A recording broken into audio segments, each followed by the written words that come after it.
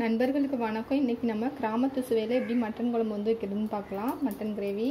இப்போ வந்து 1 ஸ்பூன் எண்ணெய் விட்டுருக்கேன். அதில் வந்து 1 ஸ்பூன் மிளகு,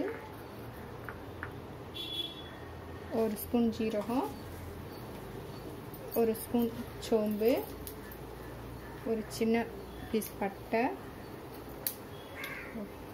அன்னாச்சிப்பூ,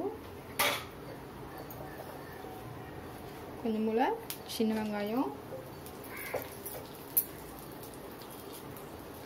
ஒரு 5 காஞ்ச மிளகாய், 2 ஸ்பூன் மல்லி. இது எல்லாத்தையும் 1 நிமிஷம் வந்து வதக்கலாம். 1 நிமிஷம் வதக்கினா போதும். ஆஃப் பண்ணிடலாம். எண்ணெய் சேர்த்து வதக்கலாம், இல்லை எண்ணெய் இல்லாமல் கூட வதக்கலாம்.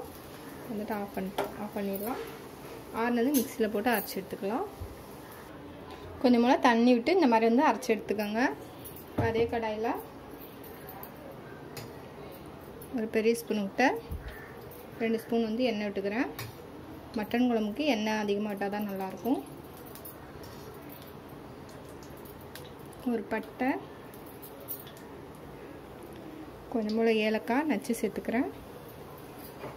ஒரு வெங்காயம், சின்ன வெங்காயம் வந்து நான் சேர்த்துக்கிறேன். பெரிய வெங்காயம் வேணால் பெரிய வெங்காயம் கூட சேர்த்துக்கலாம். 1 நிமிஷம் வதக்கலாம். கொஞ்சம் போல் கருவேப்பிலை சேர்த்து வதக்குங்க.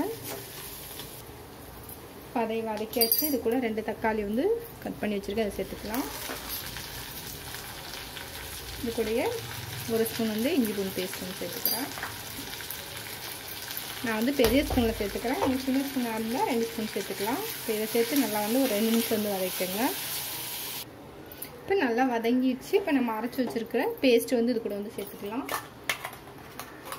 மீடியமாக வச்சுட்டே வதக்குங்க, இல்லைன்னா கீழே வந்து கறி பிடிக்க ஆரம்பிச்சிடும்.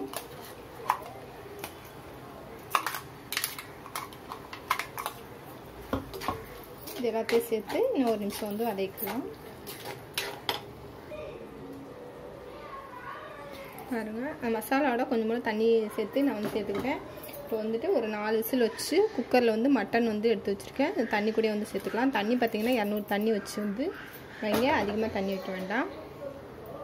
இப்போ ஃபுல்லாக வச்சு எல்லாத்தையும் நல்லா கலந்துட்டுடலாம். இதுக்கு தேவையான அளவு வந்து உப்பு சேர்த்துக்கலாம்.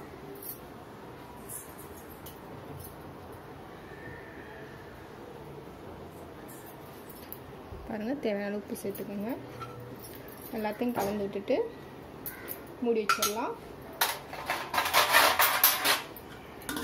ஒரு 20 நிமிஷம் இருக்கட்டும், வெயிட் பண்ணலாம். நல்லா வற்றி வந்துச்சு. இப்போ வந்துட்டு தேங்காய் பால் வந்து சேர்த்துக்கிறேன். இல்லை நீங்கள் தேங்காய் வந்து மசாலா அரைக்கும் போதே தேங்காயும் சேர்த்து போட்டு கூட அரைச்சிக்கலாம்.